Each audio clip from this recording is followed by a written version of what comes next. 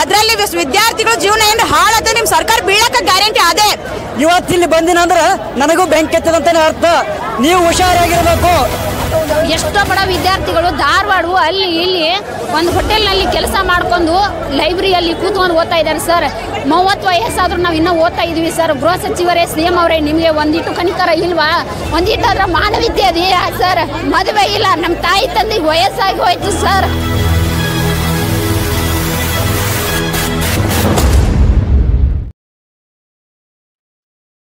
ನಮಸ್ಕಾರ. ವಾರ್ತಾ ಭಾರತೀಯ ವಿಶೇಷ ಚರ್ಚಾ ಕಾರ್ಯಕ್ರಮಕ್ಕೆ ಸ್ವಾಗತ. ಯುವ ಶಕ್ತಿಯನ್ನ ಅಣುಶಕ್ತಿಗೆ ಹೋಲಿಸಲಾಗುತ್ತೆ. ಯುವಕರಿಗೆ ಉದ್ಯೋಗ ಸಿಕ್ಕಿ ಕೆಲಸ ಮಾಡಿದ್ರೆ ದೇಶ ಕೂಡ ಅಭಿವೃದ್ಧಿ ಆಗುತ್ತೆ. ಆದ್ರೆ ಭಾರತದಲ್ಲಿ ಉದ್ಯೋಗದ ಕೊರತೆ ಬಹಳಷ್ಟಿದೆ. ಇದೇ ಕಾರಣಕ್ಕಾಗಿ ಬೇರೆ ಬೇರೆ ರಾಜ್ಯಗಳಲ್ಲಿ ಪ್ರತಿಭಟನೆ, ಉತ್ತರಾಖಂಡ, ಬಿಹಾರದಲ್ಲೆಲ್ಲ ನಡೀತು. ಈಗ ಕರ್ನಾಟಕದಲ್ಲಿ ನಿನ್ನೆ ಧಾರವಾಡದಲ್ಲಿ ಸಾವಿರಾರು ವಿದ್ಯಾರ್ಥಿಗಳು ಬೀದಿಗಿಳಿದು ಪ್ರತಿಭಟನೆ ಮಾಡಿದ್ರು. ಬಾಕಿ ಇರುವಂತಹ ಖಾಲಿ ಇರುವಂತಹ ಸರ್ಕಾರಿ ಹುದ್ದೆಗಳನ್ನ ತುಂಬಿ ವಯೋಮಿತಿಯನ್ನ ಸಡಿಲಗೊಳಿಸಿ, ನಿಮಗೆ ಸ್ವಲ್ಪನೂ ಕನಿಕರ ಇಲ್ವಾ? ನಮ್ಮ ವಯಸ್ಸು ಮೀರು ಹೋಗ್ತಾ ಇದೆ, ಉದ್ಯೋಗಕ್ಕಾಗಿ ಕಾಯ್ತಾ ಇದ್ವಿ, ಹಲವಾರು ವರ್ಷಗಳಿಂದ ನಾವು ಅದಕ್ಕೆ ಸಿದ್ಧತೆಯನ್ನ ನಡೆಸ್ತಿದೀವಿ, ಇನ್ನೂ ಕೂಡ ಉದ್ಯೋಗ ಸಿಕ್ಕಿಲ್ಲ. ಉದ್ಯೋಗ ಸಿಗಬೇಕು ಅಂತಂದ್ರೆ ನಿಮ್ ಮೊದಲು ಕಾಲ್ಫಾರ್ಮ್ ಮಾಡ್ಬೇಕು, ಅದನ್ನ ಮಾಡಿ ಅಂತ ಒತ್ತಾಯವನ್ನ ಮಾಡಿದ್ದಾರೆ, ಪ್ರತಿಭಟನೆಯನ್ನ ಮಾಡಿದ್ದಾರೆ. ಈ ಪ್ರತಿಭಟನೆಗೆ ಎಲ್ಲ ಕಡೆಯಿಂದ ವ್ಯಾಪಕ ಬೆಂಬಲ ಕೂಡ ವ್ಯಕ್ತವಾಗಿದೆ.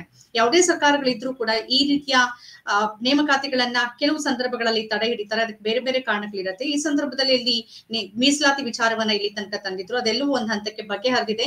ಈಗ್ಲಾದ್ರೂ ನೇಮಕಾತಿಯನ್ನ ಮಾಡಿ ವಯೋಮಿತಿಯನ್ನ ಸಡಿಲಿಸಿ, ಅದರಲ್ಲೂ ಕೂಡ ಪೊಲೀಸ್ ಕಾನ್ಸ್ಟೇಬಲ್ ಮತ್ತು SI ಹುದ್ದೆಗಳಿಗೆ ನೀವು ಖಂಡಿತವಾಗಿಯೂ ವಯೋಮಿತಿಯನ್ನ ಸಡಿಲ ಮಾಡ್ಲೇಬೇಕು. ಈಗಾಗಲೇ ವಯೋಮಿತಿ ಹೆಚ್ಚಳ ಆಗೋಗಿದೆ, ನಾವೆಲ್ಲ ವಯಸ್ಸನ್ನ ಮೀರ್ತಿದೀವಿ ಅನ್ನೋ ಬೇಡಿಕೆ ಈ ಯುವಕರದ್ದಾಗಿದೆ. ಉದ್ಯೋಗಾಕಾಂಕ್ಷಿಗಳು ಬೃಹತ್ ಸಂಖ್ಯೆಯಲ್ಲಿ ಸೇರಿ ಪ್ರತಿಭಟನೆಯನ್ನ ನಡೆಸಿದ್ದಾರೆ. ಯಾಕೆ ಪ್ರತಿಭಟನೆ, ಏನ್ ಅವರ ಬೇಡಿಕೆ ಮತ್ತು ಸರ್ಕಾರ ಈಗ ಮಾಡಬಹುದಾದ ಕೆಲಸ ಮತ್ತು ಮಾಡ್ಲೇಬೇಕಾದಂತ ಕೆಲಸ, ತುರ್ತು ಅಗತ್ಯ ಏನೆಲ್ಲ ಇದೆ, ಈ ಎಲ್ಲ ವಿಚಾರಗಳನ್ನ ಇವತ್ತು ವಿದ್ಯಾರ್ಥಿಗಳ ಜೊತೆನೆ ನಾವು ಮಾತಾಡ್ತಿದೀವಿ. ವಿದ್ಯಾರ್ಥಿಗಳು ನಮ್ಮ ಜೊತೆಗೆ ಈ ವಿಶೇಷ ಚರ್ಚಾ ಕಾರ್ಯಕ್ರಮದಲ್ಲಿ ಭಾಗಿಯಾಗ್ತಿದ್ದಾರೆ. ಸದ್ಯಕ್ಕೆ ಈ ಹೋರಾಟವನ್ನ ಮುನ್ನಡೆಸಿರುವ ರಾಜ್ಯಾಧ್ಯಕ್ಷರು, ಅಖಿಲ ಕರ್ನಾಟಕ ರಾಜ್ಯ ವಿದ್ಯಾರ್ಥಿ ಸಂಘಟನೆಯ ಕಾಂತಕುಮಾರ್ ಆರ್ ಅವರು ನಮ್ಮ ಜೊತೆಗಿದ್ದಾರೆ. ನಮಸ್ಕಾರ ಕಾಂತಕುಮಾರ್ ಅವರೇ, ಸ್ವಾಗತ. ನಮಸ್ತೆ ಕಾಂತಕುಮಾರ್ ಅವರೇ, ನಾವು ಎಲ್ಲಿಂದ ಆರಂಭ ಮಾಡಬಹುದು ಅಂತ ಅನ್ಸಿದ್ರೆ, ನಿಮ್ಮ ಹೋರಾಟವನ್ನ ಕೇಳೋದಕ್ಕಿಂತ ಮುಂಚೆ, ಈ ಭಾರತದ ನೆರೆಹೊರೆಯ ದೇಶಗಳಲ್ಲಿ ಜನ್ಸಿ ಹೋರಾಟ ನಡೀತಾ ಇದೆ. ಬಹುತೇಕ ಎಲ್ಲರದ್ದು ಅದೇ ಅಭಿವೃದ್ಧಿ ಆಗ್ತಾ ಇಲ್ಲ ಅಂತ. ನಾವು ಬಾಂಗ್ಲಾ ನೋಡಿದ್ವಿ, ನೇಪಾಳ ನೋಡ್ತಿದ್ವಿ, ಈಗ ಲಡಾಖ್, ಶ್ರೀಲಂಕಾ, ಲಡಾಖ್ ನೋಡ್ತಾ ಇದ್ವಿ, ಉತ್ತರಾಖಂಡ್, ಬಿಹಾರದಲ್ಲಿ ನಡೀತಾನೆ ಇದೆ, ಈ ಕರ್ನಾಟಕ. ಆದ್ರೆ ಇಡೀ ದೇಶದ ಯುವ ಸಮುದಾಯ ಒಂದು ಸಂಕಷ್ಟದಲ್ಲಿ ಇದೆ ಅಂತ ಅನ್ಸುತ್ತಾ? ಇದ್ರ ಬಗ್ಗೆ ಮೊದಲು ನಿಮ್ಮ ಹೋರಾಟವನ್ನ ನಾವು ಅದ ವಿಸ್ತೃತವಾಗಿ ಚರ್ಚೆ ಮಾಡೋಣ. ಅದಕ್ಕಿಂತ ಮುಂಚೆ ಏನ್ ಅಭಿಪ್ರಾಯ ವ್ಯಕ್ತಪಡಿಸಬಹುದು? ಖಂಡಿತ ಮೇಡಮ್. ಈಗ ಯುವಕರು ಈಗ ನೇಮಕಾತಿ, ಈ ಗೌರ್ಮೆಂಟ್ ಜಾಬ್ ಅಂತ ತಗೊಂಬಂದಾಗ ಈಗ ಸರ್ಕಾರ ಒಂದು ಆಸೆ ಹುಟ್ಟಿಸುತ್ತೆ ಮ್ಯಾಮ್. ಏನು ನೇಮಕಾತಿ ಮಾಡ್ತೀವಿ, ಇಷ್ಟು ಲಕ್ಷ ವೇಕೆನ್ಸಿ ಇದೆ, ಇಷ್ಟು ಡಿಪಾರ್ಟ್ಮೆಂಟ್ ಅಲ್ಲಿ ಇಷ್ಟು ಸಾವಿರ ನಾವು ನೋಟಿಫಿಕೇಶನ್ ಮಾಡ್ತೀವಿ ಅಂತ ಯುವಕರಲ್ಲಿ ಒಂದು ಆಸೆ ಹುಟ್ಟಿಸ್ತಾರೆ ಮೇಡಮ್. ಇವರು ಸರ್ಕಾರಿ ಕೆಲಸ ಅಂತ ಹೇಳಿ ಯುವಕರು ಅದಕ್ಕೆ ಅಡಿಕ್ಟ್ ಆಗ್ತಾರೆ ಮೇಡಮ್. ಈಗ ಒಂದು ಸತಿ ಒಂದು ಕುಡಿತಕ್ಕೆ ಒಳಗಾದವ್ರನ್ನ ಆಚೆ ತಗೊಂಬರೋದ್ ಮ್ಯಾಮ್, ಒಂದು ಬೇರೆ ಏನಾದ್ರೂ ಒಂದು ಕೆಟ್ಟ ಚಟಗಳಿಂದ ಏನಾದ್ರೂ ಅಡಿಕ್ಷನ್ ಆದ್ರೆ ಆಚೆ ತಗೊಂಬರೋದು. ಒಂದು ಸತಿ ಕಾಂಪಿಟೇಟಿವ್ ಎಕ್ಸಾಮ್ಸ್ ಅಲ್ಲಿ ಸರ್ಕಾರಿ ಕೆಲಸ ತಗೊಬೇಕು ಅಂತ ಅಡಿಕ್ಟ್ ಆದ್ರೆ ಯಾವುದೇ ಯುವಕ ಆಗಿರ್ಬೋದು, ಅದರಿಂದ ಆಚೆ ಬರೋದಕ್ಕೆ ಯಾವುದೇ ಕಾರಣಕ್ಕೂ ನೀವು ಎಷ್ಟೇ ಕೋಟಿ ದುಡ್ಡು ಅವ್ರು ಅದರಿಂದ ಆಚೆ ಬರೋದು. ಈ ಮಾತಂತೂ ಸತ್ಯ. ಯಾಕೆಂದ್ರೆ ಪ್ರತಿಯೊಬ್ಬ ಯುವಕ, ನೀವು ದುಡ್ಡು ಕೊಟ್ರೆ ಯಾರು ತಗೊಳಲ್ಲ ಮೇಡಮ್. ಅದನ್ನು ಒಂದು ಸರ್ಕಾರಿ ನೌಕರಿ ಬೇಕು ಅಂತ ಹೇಳಿ ಹಗ್ಲು ರಾತ್ರಿ ಕಷ್ಟಪಟ್ಟು, ಬರೀ ಕರ್ನಾಟಕನೇ ಅಂತ ಅಲ್ಲ ಮೇಡಮ್, ಪ್ರತಿ ಒಂದು ರಾಜ್ಯದಲ್ಲೂ ಅಷ್ಟೇ, ಈವನ್ ಇನ್ಕ್ಲೂಡಿಂಗ್ ಸೆಂಟ್ರಲ್ ಗೌರ್ಮೆಂಟ್ ಇಂದ ಆಗಂತ ಎಕ್ಸಾಮ್ಸ್ ಗಳು ಅಷ್ಟೇ ಮೇಡಮ್. ಅಲ್ಲಿ ಬೇರೆ ಬೇರೆ ರಾಜ್ಯಗಳಲ್ಲೂ ಇದೇ ಸಮಸ್ಯೆ ಆಗ್ತಾ ಇರೋದು ಮೇಡಮ್. ಏನಂದ್ರೆ ಸರ್ಕಾರ ನಡೆಸಿದ್ರೆ ಯಾವುದೇ ಒಂದು ಆರ್ಡರ್ ಪಾಸ್ ಮಾಡ್ಬೇಕಾದ್ರೆ ಮೇಡಮ್, ಒಂದು ಬಿಲ್ ಪಾಸ್ ಮಾಡಿ ಅದನ್ನ ಆಕ್ಟ್ ತಗೊಂಬರ್ಬೇಕಂದ್ರೆ ಸರ್ಕಾರ ವಿದ್ಯಾರ್ಥಿಗಳ ಪರವಾಗಿ 100 ಸತಿ ಯೋಚನೆ ಮಾಡ್ಬೇಕು, ಯಾವ್ದ್ ಕರೆಕ್ಟ್ ಆಗಿರುತ್ತೆ, ಯಾವ್ದ್ ಕರೆಕ್ಟ್ ಆಗಿಲ್ಲ ಅಂತ ಹೇಳ್ಬಿಟ್ಟು ಮೇಡಮ್. ಇವ್ರದ್ದು ಕ್ಯಾಬಿನೆಟ್ ಇದೆ ಅಂತ ಹೇಳ್ಬಿಟ್ಟು, ಇವ್ರದ್ದು ಸರ್ಕಾರ ಇದೆ ಅಂತ ಹೇಳ್ಬಿಟ್ಟು ಇಷ್ಟ ಬಂದಿದ್ ಬಿಲ್ ಪಾಸ್ ಮಾಡ್ಕೊಂಡೋದ್ರೆ, ಮತ್ತೆ ಇಷ್ಟ ಬಂದಿದ್ದ ಆರ್ಡರ್ ಪಾಸ್ ಮಾಡ್ಕೊಂಡೋದ್ರೆ ಯಾವ ಯುವಕರು ಇವತ್ತು ಪೇಷನ್ಸ್ ಇಲ್ಲ ಮೇಡಮ್. ಯಾಕೆಂದ್ರೆ ಯುವಕರು ಇವತ್ತು ಸೋಷಿಯಲ್ ಮೀಡಿಯಾದಲ್ಲಿ ಎಲ್ರೂ ಒಗ್ಗಟ್ಟಾಗಿದ್ದಾರೆ ಮೇಡಮ್. ಸೋಷಿಯಲ್ ಮೀಡಿಯಾ ಅನ್ನೋದು ಒಂದು ಅವೇರ್ನೆಸ್, ಯಾವ ದೇಶದಲ್ಲಿ ಯಾವ ರಾಜ್ಯದಲ್ಲಿ ಏನ್ ಆಗ್ತಾ ಇದೆ ಅಂತ ಹೇಳ್ಬಿಟ್ಟು ಪ್ರತಿಯೊಬ್ಬ educated ma'am, we are the most educated. ಯಾಕೆಂದ್ರೆ ನೀವು ರಾಜಕಾರಣಿ ಆಗಿರ್ಬೋದು, ಬೇರೆ ಒಂದು ವರ್ಗದವರು 50 ವರ್ಷ ಏನ್ ನಾಲೆಡ್ಜ್ ತಗೊಂತಾರೆ, ನಮ್ಮ ಕಾಂಪಿಟೇಟಿವ್ ಎಕ್ಸಾಮ್ಗೆ ಅಂತ ಬರ್ತಾರಲ್ಲ ಮೇಡಮ್, ಜಸ್ಟ್ ಒಂದೇ ವರ್ಷದಲ್ಲಿ 50 ವರ್ಷದ ನಾಲೆಡ್ಜ್ 1 ವರ್ಷದಲ್ಲಿ ತಗೊಂತಾರೆ ಮೇಡಮ್. ಯಾಕೆ ಅಂತಂದ್ರೆ ಅವ್ರು ಬೆಳಗ್ಗೆ ಎದ್ರೆ ಓದ್ತಾ ಇರ್ತಾರೆ ಮೇಡಮ್, 15 ಅವರ್ಸ್. ಈ ಬೇರೆ ಒಂದು ಡಿಗ್ರಿ ಎಕ್ಸಾಮ್ಸ್ ಅಂತ ಅಂದ್ರೆ ಜಸ್ಟ್ ಒಂದು ನಾಳೆ ಎಕ್ಸಾಮ್ ಅಂದ್ರೆ ಇವತ್ತು ಒಂದು 2-3 ಅವರ್ಸ್ ಓದ್ಕೊಂಡ್ರೆ ಸಬ್ಜೆಕ್ಟ್ ಪಾಸ್ ಮಾಡ್ಕೊಬಹುದು ಮ್ಯಾಮ್. ಈ ಕಾಂಪಿಟೇಟಿವ್ ಎಕ್ಸಾಮ್ಸ್ ಅನ್ನೋದು ಸುಮ್ನೆ ಅಲ್ಲ ಮೇಡಮ್. ಒಂದು ಎಕ್ಸಾಮ್ ಪಾಸ್ ಮಾಡೋದು, ಎಕ್ಸಾಮ್ ಪಾಸ್ ಮಾಡೋದು ಅಷ್ಟು ಈಸಿ ಇಲ್ಲ ಮೇಡಮ್. ಒಂದು ಪೊಲೀಸ್ ಕಾನ್ಸ್ಟೇಬಲ್ ಎಕ್ಸಾಮ್ ಪಾಸ್ ಮಾಡೋದು, ಒಂದು ಕ್ಲರ್ಕ್ ಎಕ್ಸಾಮ್ಸ್ಗೆ ನೀವು ನೋಡಿರ್ಬೋದು, ಒಂದು ಕ್ಲರ್ಕ್ ಪೋಸ್ಟ್ ಗೆ PhD ಹೋಲ್ಡರ್ಸ್ ಅಪ್ಲಿಕೇಶನ್ ಹಾಕಿರೋದು ನೀವು ಕೇಳಿದೀರಾ ಮೇಡಮ್. ಡಬಲ್ ಡಿಗ್ರಿ ಮಾಡಿರೋರು ಕೇಳಿದ್ದೀರಾ. ಇವತ್ತು ಸಾವಿರಾರು ಲಕ್ಷಾಂತರ ಹುದ್ದೆ ಖಾಲಿ ಇರ್ಬೇಕಾದ್ರೆ ಸರ್ಕಾರ ಯಾವುದೇ ರೀತಿ ಕ್ರಮ ತಗೊಂಡಿರಾ. ವಿದ್ಯಾರ್ಥಿಗಳು ಏನ್ ಕೇಳ್ತಾ ಇದ್ರೆ, ಒಂದು ಸತಿ ಅಪ್ಲಿಕೇಶನ್ ಹಾಕೋದಕ್ಕೆ 6 ವರ್ಷದಿಂದ ಯಾವುದೇ ನೇಮಕಾತಿ ಆಗಿಲ್ಲ, ವಯೋಮಿತಿ ಜಾಸ್ತಿ ಮಾಡಿ ಅಂತ ಕೇಳ್ತಾ ಇದ್ರು ಮೇಡಮ್. ಅಪ್ಲಿಕೇಶನ್ ಹಾಕೋದಕ್ಕೆ ಅವಕಾಶ ಮಾಡ್ಕೊಡಿ ಅಂತ ಸರ್ಕಾರ ಕೇಳ್ತಾ ಇರೋದು ಮೇಡಮ್. ಸರ್ಕಾರಕ್ಕೆ ನಾನೇ ಮೇಡಮ್ ಪ್ರತಿ ದಿನ ವಿಧಾನಸೌಧದಲ್ಲಿ ಪ್ರತಿ ಒಂದು ಮಿನಿಸ್ಟರ್, DPR ಸೆಕ್ಷನ್ ಇರ್ಬೋದು, DGIGP, DIG, ADGP, ಪ್ರತಿ ಒಂದು ಮಿನಿಸ್ಟರ್ಸ್ ಇನ್ಕ್ಲೂಡಿಂಗ್ ಮಾನ್ಯ ಮುಖ್ಯಮಂತ್ರಿ ಸಿದ್ದರಾಮಯ್ಯ ಅವ್ರಿಗೂ ಸಾಕಷ್ಟು ಬಾರಿ ಮನವಿ ಕೊಟ್ಟಿದ್ದೀವಿ ಮೇಡಮ್. ಇದನ್ನ ಸೋಷಿಯಲ್ ಮೀಡಿಯಾದ ಪ್ರತಿ ದಿನ ವಿದ್ಯಾರ್ಥಿಗಳು ತಿಳಿಸ್ತಾ ಇದೆ, ಇವ್ರು ಈ ತರ ಮಾಡ್ತಿದ್ದಾರೆ, ಇವ್ರು ಏನು ಮಾಡ್ತಾ ಇಲ್ಲ, ನೇಮಕಾತಿ ಈ ವರ್ಷ ಆಗೋದೇ ಇಲ್ಲ ಅಂತ ಹೇಳಿದಾರೆ ಮೇಡಮ್. ಅದಕ್ಕೋಸ್ಕರ ನಾವು ವಿದ್ಯಾರ್ಥಿಗಳಿಗೆ ಈ ರೀಸೆಂಟ್ ಆಗಿ ಪೇಪರ್ ಸ್ಟೇಟ್ಮೆಂಟ್ ಬಂದಿತ್ತು, ಇನ್ನು 6 ತಿಂಗಳು ಆಗಲ್ಲ ಅಂತ ಹೇಳಿ. ಈ ಒಂದು ಹೋರಾಟಕ್ಕೆ ಇಡೀ ರಾಜ್ಯ ಕೂಡ ಬೇರೆ ಬೇರೆ ರಾಜ್ಯದಲ್ಲಿ ಇವಾಗ ಲಡಾಖ್ ಇವೆಲ್ಲ ಒಂದು UP ಇರ್ಬೋದು, ಬಿಹಾರ್ ಇರ್ಬೋದು, ಯಾಕೆ ಸ್ಟೂಡೆಂಟ್ಸ್ ರೋಡಿಗೆ ಬಂದು ಹೋರಾಟ ಮಾಡ್ತಾರಂತಂದ್ರೆ ಬಿಕಾಸ್ ಗೌರ್ಮೆಂಟ್ ಏನ್ ಆಶ್ವಾಸನೆ ಕೊಟ್ಟಿರುತ್ತೆ ಮೇಡಮ್ ಆ ರೀತಿ ನಡ್ಕೊಬೇಕು. ಈಗ ಒಳ ಮೀಸಲಾತಿ ಅಂತ 1 ವರ್ಷ ಹೇಳಿದಾರೆ ಮೇಡಮ್. ನಾನು ಹೇಳ್ತೀನಿ ಒಂದೇ ಒಂದು ಸಿಂಪಲ್ ಎಕ್ಸಾಂಪಲ್.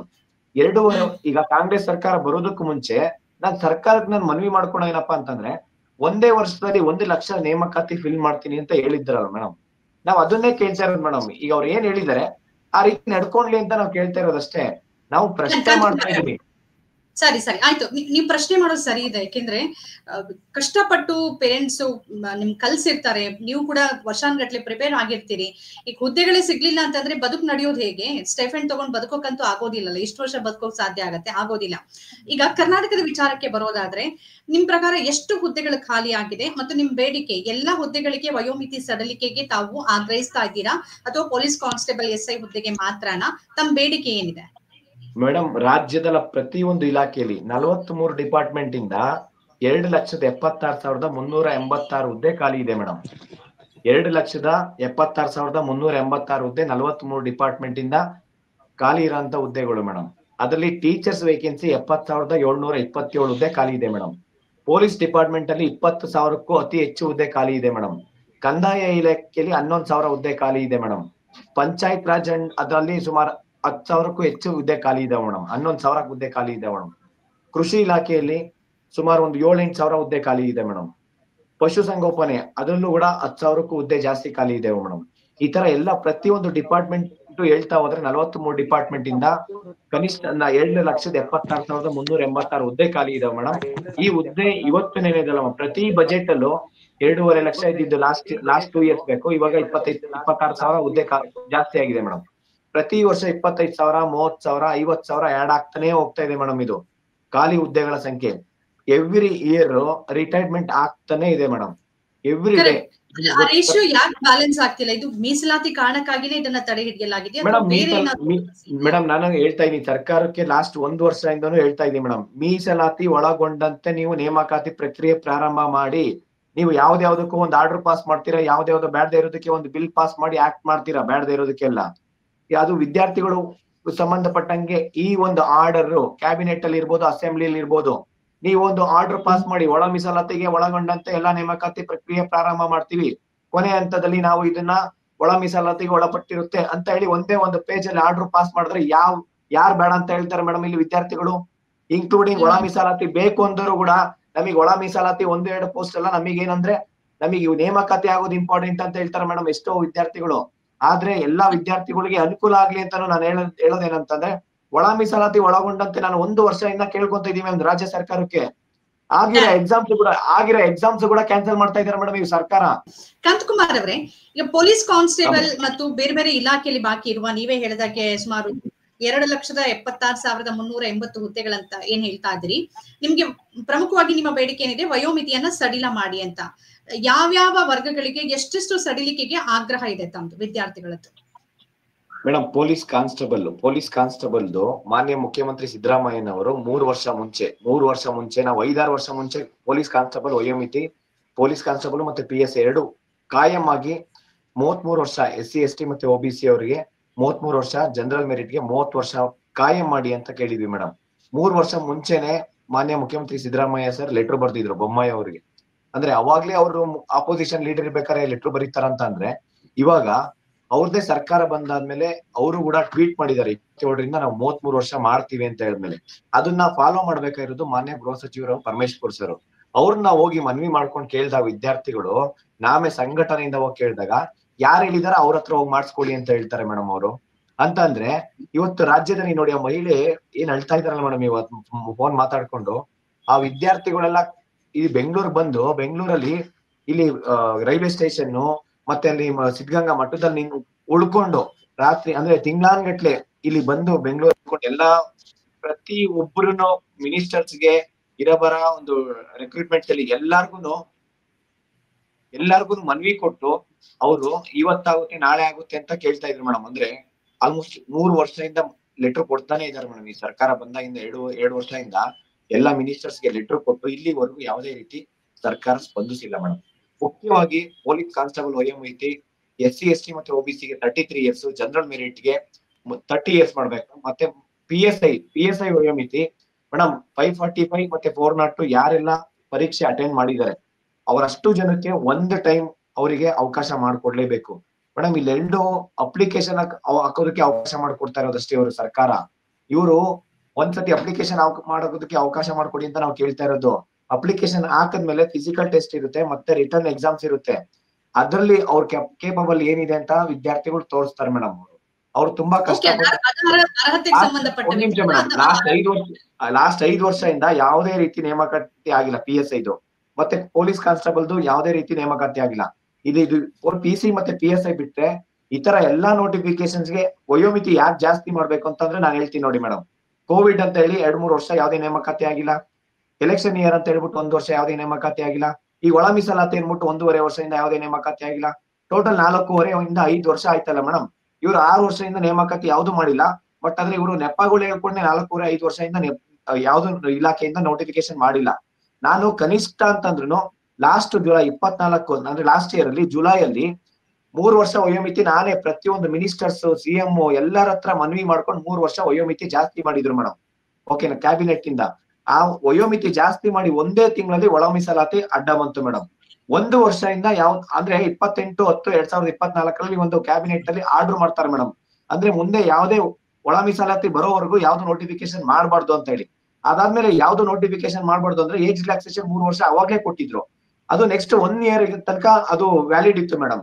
ಎಲ್ಲಾ ನೋಟಿಫಿಕೇಶನ್ ನೆಕ್ಸ್ಟ್ 1 ಇಯರ್ ಆಗಂತ ನೋಟಿಫಿಕೇಶನ್ ಎಲ್ಲದಕ್ಕೂ ವ್ಯಾಲಿಡ್ ಇತ್ತು 3 ವರ್ಷ ಏಜ್ ರಿಲ್ಯಾಕ್ಸೇಷನ್. ಆದ್ರೆ ಇವ್ರು ನೇಮಕಾತಿನೇ ಮಾಡಿಲ್ಲ. 1 ವರ್ಷ ಕಂಪ್ಲೀಟ್ ಆಗಿಲ್ಲ. ಆ 1 ವರ್ಷ ಕಂಪ್ಲೀಟ್ ಆದ್ಮೇಲೆ ರೀಸೆಂಟ್ ಅಲ್ಲಿ 4/9/2025 ಒಂದು ಕ್ಯಾಬಿನೆಟ್ ಅಲ್ಲಿ ಒಂದು ಆರ್ಡರ್ ಪಾಸ್ ಮಾಡ್ತಾರೆ ಮೇಡಮ್. ಬರೀ 2 ವರ್ಷ ವಯೋಮಿತಿ ಅಂತ ಹೇಳ್ಬಿಟ್ಟು ಎಲ್ಲಾ ಡಿಪಾರ್ಟ್ಮೆಂಟ್ಗೂ ಬರೀ 2 ವರ್ಷ ಅಂತಂದ್ರೆ last year 3 years age relaxation ಕೊಟ್ಟಿದ್ದಾರೆ. ಅಂದ್ರೆ ಆ 3 ಇಯರ್ಸ್ ಪ್ಲಸ್ 2 ಇಯರ್ಸ್ ಅಂದ್ರೆ ಕನಿಷ್ಠ ಅಂತಂದ್ರು 5 ವರ್ಷ ಆಯ್ತು. ಆದ್ರೆ ಲಾಸ್ಟ್ 6 ವರ್ಷದಿಂದ ಯಾವುದೇ ನೇಮಕಾತಿ ಆಗಿಲ್ಲ.